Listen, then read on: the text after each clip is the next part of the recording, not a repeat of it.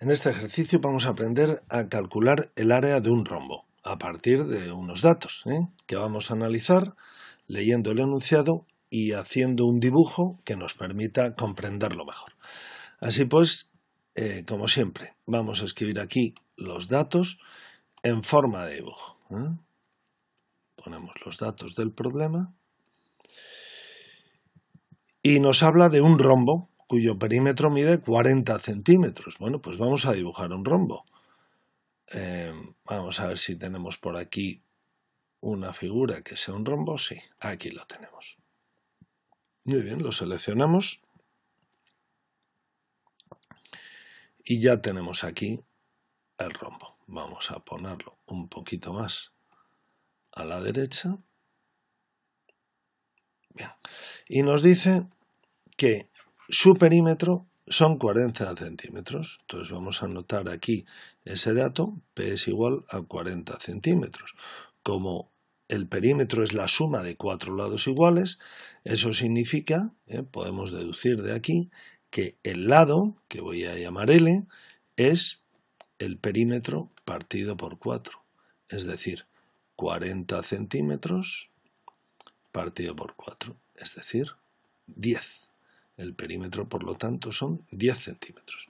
Así pues, voy a anotar que el lado de este rombo son 10 centímetros. Hemos sacado alguna consecuencia más de ese dato que me daba del perímetro. Todos estos lados son 10 centímetros, son todos lados iguales. Me dice también que una de sus diagonales mide 12. Bueno, pues voy a dibujar las diagonales, las voy a dibujar en otro color. Bueno, pues por ejemplo lo puedo dibujar en azul.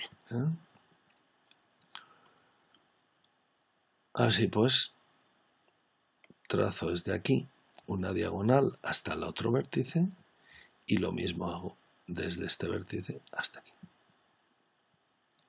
Bueno, pues fijaos que ya tengo dibujadas las diagonales del rombo y me dice que una de ellas mide 12. Bueno, pues voy a suponer, por ejemplo, que mide 12.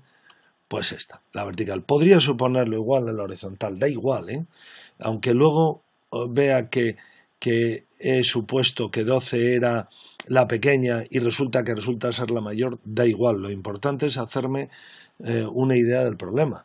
Y lo más que puede ocurrir es que luego, cuando calcule la otra diagonal, compruebe que eran al revés, pero eso no cambia para nada el resultado del problema. Así pues, bueno, voy a suponer que la diagonal que mide 12 centímetros es esta vertical. Entonces lo voy a marcar aquí fuera de esa diagonal mide 12 centímetros. Bien, y me piden el área. Bueno, pues resulta que el área, y ya empiezo con el desarrollo del problema, el área de un rombo sé que es el producto de las diagonales partido por 2. Sí, pues lo voy a poner aquí, área igual diagonal mayor por diagonal menor partido por 2.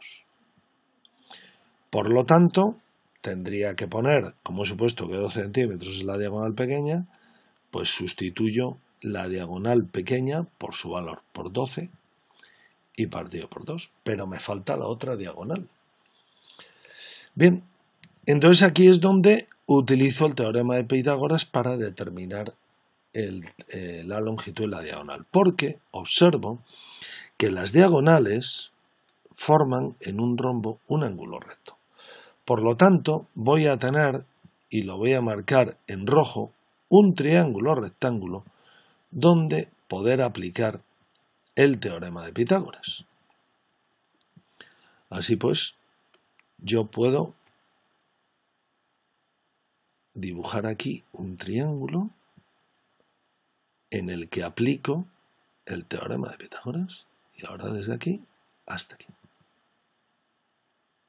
Ahí tengo un triángulo rectángulo, un ángulo recto, y resulta que los datos que conozco de ese triángulo pues son, por una parte, conozco la hipotenusa, que coincide con el lado del rombo. Por otra parte, sé que uno de los catetos es la mitad de la diagonal, puesto que las diagonales de un rombo se cortan en el punto medio. Por lo tanto, este cateto mide la mitad de la diagonal y mide 6 centímetros. Y ya solo me queda el otro cateto. Así pues, voy a escribir aquí el nombre de los vértices, voy a llamar A, B, C y D, y al centro le voy a llamar O. Por lo tanto, el otro cateto, que es OC, va a resultar que es la mitad de la diagonal mayor. Así pues, la diagonal mayor será, vamos a borrar esto, y puedo decir que la diagonal mayor, D, va a ser igual a 2 por el segmento OC.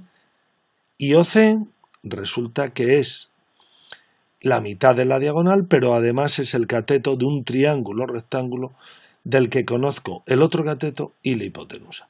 Por lo tanto, es un cateto y en consecuencia será la raíz cuadrada de 10 al cuadrado, que es la hipotenusa, menos el otro cateto al cuadrado, que es 6.